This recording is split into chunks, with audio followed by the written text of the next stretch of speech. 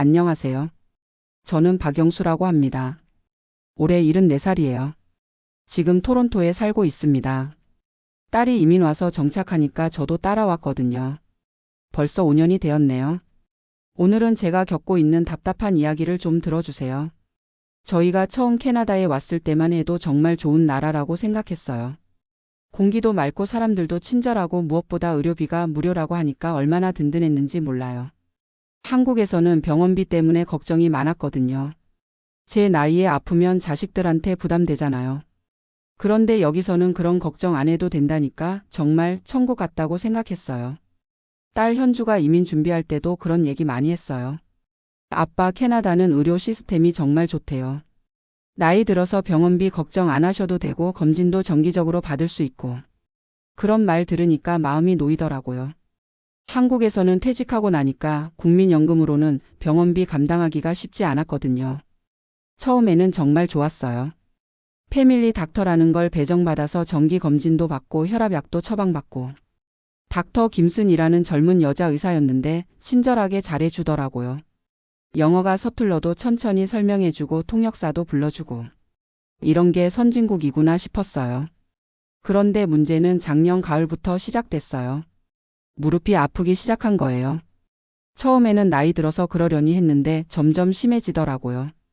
아침에 일어날 때마다 무릎이 뻣뻣하고 계단 오르내리기가 힘들어졌어요. 손자들이랑 공원에서 놀아주는 것도 어려워지고. 패밀리 닥터한테 가서 얘기했더니 엑스레이를 찍어보자고 하더라고요. 그것도 한 달 후에 예약이 가능하다고 해서 깜짝 놀랐어요. 한국 같으면 그날 바로 찍는 건데. 하지만 뭐 여기 시스템이 그런가 보다 하고 기다렸죠. 한 달 후에 엑스레이 찍고 또 2주 후에 결과 들으러 갔어요. 닥터 김슨이 사진 보더니 심각한 표정을 짓더라고요. 미스터 박, 무릎 연골이 많이 닳았네요. 정형외과 전문의한테 의뢰해 드릴게요. 그래서 안심했어요. 전문의한테 가면 빨리 치료받을 수 있을 거라고 생각했거든요. 그런데 정형외과 예약이 3개월 후라는 거예요.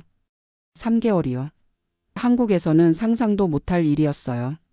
딸한테 얘기했더니 딸도 당황하더라고요. 아빠, 그렇게 오래 기다려야 해요? 너무 아프시면 응급실로 가세요. 그래서 한번 응급실에 가봤어요. 응급실에서 8시간을 기다렸어요. 8시간이요. 새벽 2시에 집에 들어왔는데 결국 진통제만 처방받고 왔어요. 이건 응급 상황이 아니에요. 정형외과 예약 기다리세요. 그게 답이었어요. 3개월을 그렇게 기다렸어요. 매일 아침마다 무릎이 욱신거리고 밤에도 아파서 잠을 제대로 못 잤어요. 진통제를 먹어도 한계가 있더라고요. 손자들이 할아버지, 같이 놀자 해도 할아버지가 다리가 아파서 안 돼 이런 말만 하게 되고. 딸이 미안해 하더라고요. 아빠, 한국에 계셨으면 벌써 수술 받으셨을 텐데. 그래도 제가 뭐라고 할 수 있겠어요. 딸 때문에 여기 온 건 아니에요. 저도 선택한 거잖아요. 손자들 보면서 살고 싶었고 딸 도와주고 싶었고. 드디어 정형외과 전문의를 만났어요. 닥터 스미스라는 50대 남자 의사였는데 경험이 많아 보이더라고요. 엑스레이랑 MRI 결과를 보더니 인공관절 수술이 필요합니다 라고 하더라고요. 그래서 언제 수술할 수 있어요? 라고 물었죠. 6개월 후에 가능합니다. 귀를 의심했어요. 6개월이라고요? 닥터, 그동안 어떻게 살라는 거예요? 물어봤더니 물리치료와 진통제로 버텨보세요. 응급 상황이 아니라서 우선순위가 밀립니다 라고 하더라고요. 집에 와서 딸한테 얘기했더니 딸이 화를 내더라고요. 이게 말이 돼요? 아빠가 이렇게 아픈데 6개월을 더 기다리라고? 그래서 프라이버 클리닉도 알아봤어요. 돈 내고 빨리 수술 받는 곳 말이에요. 비용이 3만 달러더라고요. 3만 달러면 한국 돈으로 거의 3천만 원이에요. 딸이 아빠, 돈은 걱정 마세요. 대출 받아서라도 수술 받으세요라고 하는데 제가 어떻게 그럴 수 있겠어요. 딸도 집값 대출 있고 애들 교육비에 생활비에 얼마나 힘든지 알거든요. 결국 6개월을 기다리기로 했어요. 지금 벌써 2개월이 지났으니까 4개월 더 남았네요. 매일 물리치료 받으러 다니고 있어요. 그것도 일주일에 2번만 가능하대요. 더 자주 받으려면 역시 돈을 내야 하고. 한인 커뮤니티에서 만난 분들한테 얘기해보니까 다들 비슷한 경험이 있더라고요. 김 아저씨는 백내장 수술을 1년 넘게 기다렸다고 하고 이 아주머니는 갑상선 검사에 8개월 걸렸대요. 다들 공짜가 어디 있겠어요. 시간으로 내는 거조라고 하더라고요. 어떤 분은 그래도 한국보다 낫잖아요. 병원비 걱정 안 해도 되고라고 하는데 솔직히 잘 모르겠어요. 한국에서는 돈 내고라도 빨리 치료받을 수 있었거든요. 물론 부담스럽긴 했지만 이렇게 아픈 채로 몇 개월씩 기다리지는 않았어요. 가끔 한국에 있는 친구들한테 전화해서 얘기하면 깜짝 놀라더라고요. 야, 무릎 수술에 6개월을 기다려? 미친 거 아니야? 그럴 때마다 여기 시스템이 그래 이렇게 대답하는데 속으로는 답답해 죽겠어요. 물론 좋은 점도 있어요. 검진은 정기적으로 받을 수 있고 혈압약 같은 기본 약물은 거의 공짜고. 응급 상황에서는 정말 잘 봐주더라고요. 이웃집 할아버지가 심장마비로 쓰러졌을 때는 구급차 바로 와서 병원 가서 수술받고 일주일 만에 집에 왔어요. 그런 건 정말 대단하다고 생각해요. 하지만 제 같은 경우는 응급 상황이 아니잖아요. 당장 죽을 병은 아니니까 계속 뒤로 밀리는 거예요. 그래도 살면서 이런 경험도 해보는 거라고 생각해요. 한국에서는 상상도 못했던 일들이죠. 요즘은 그냥 체념하고 살고 있어요. 어차피 선택한 길이니까 끝까지 가봐야죠. 딸한테 짐 되기 싫어서 아픈 내색도 안 하려고 해요. 밤에 아파도 끙끙 앓는 소리 안 내려고 하고 낮에도 괜찮은 척하고. 손자들은 할아버지가 왜 같이 안 놀아주는지 모르죠. 할아버지 축구하자, 할아버지 공원 가자, 그럴 때마다 할아버지가 다리가 좀 아파서. 이런 말만 반복하고 있어요. 아이들 표정 보면 이해 못하는 것 같아요. 겉으로는 멀쩡해 보이니까. 이제 2개월 더 지나면 수술 예정일까지 2개월 남게 돼요. 그때까지 버텨야죠.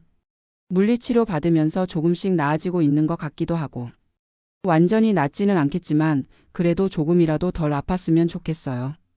가끔 한국으로 돌아가서 수술 받을까 하는 생각도 해봐요. 한국은 의료보험도 있고 빨리 수술 받을 수 있을 텐데. 하지만 그러면 딸한테 미안하죠. 딸이 얼마나 힘들게 이민 와서 정착했는데 아빠 때문에 또 걱정하게 할 수는 없잖아요. 그리고 솔직히 말하면 한국 갔다가 다시 여기 올 자신도 없어요. 나이가 이렇게 되니까 적응하기가 힘들어요. 여기 있으면 외롭긴 하지만 그래도 딸이랑 손자들이 있으니까. 한국 가면 친구들은 있겠지만 혼자 살아야 하는 거잖아요. 한인 커뮤니티 어르신들 보면 다들 비슷해요. 자식들 따라 이민 와서 적응하려고 노력하는데 쉽지 않아요. 언어도 어렵고 문화도 다르고 의료 시스템도 이상하고. 하지만 다들 자식 잘 되는 게 부모 복이라고 하면서 참고 살아가고 있어요. 저도 그래요. 딸이 여기서 잘 살고 있고 손자들도 영어 잘하고 학교 생활 잘하고 있으니까 그걸로 만족해야죠. 제 무릎 아픈 거는 시간이 해결해 줄 거예요. 4개월만 더 기다리면 수술 받을 수 있으니까. 그때까지는 물리치료 받으면서 버텨야죠. 진통제도 먹고 온찜질도 하고. 딸이 아빠 정말 괜찮으세요? 라고 물어보면 괜찮다 하고 대답해요. 실제로는 아프지만 딸이 걱정할까봐 그렇게 말하는 거예요. 이민 생활이 이런 거구나 싶어요. 모든 게 새롭고 다르고 적응하기 어려운 것들이 많아요. 특히 의료 시스템은 정말 다르더라고요. 한국에서는 돈만 있으면 빨리 치료받을 수 있었는데 여기서는 돈이 있어도 기다려야 해요. 시스템이 그렇게 되어 있으니까. 하지만 나쁜 것만 있는 건 아니에요. 딸이 안정적으로 일할 수 있고 손자들이 좋은 환경에서 자랄 수 있고. 저도 공기 좋은 곳에서 살고 있고요. 무릎만 아니면 정말 좋을 텐데. 아니, 무릎도 곧 나을 거예요. 4개월 후에 수술받고 재활 잘해서 다시 손자들이랑 공원에서 뛰어놀 수 있었으면 좋겠어요. 그때까지는 참고 기다려야죠. 이것도 선택한 길이니까. 지금까지 제 이야기 들어주셔서 고맙습니다. 비슷한 상황에 계신 분들이 계시다면 같이 힘내서 버텨보아요.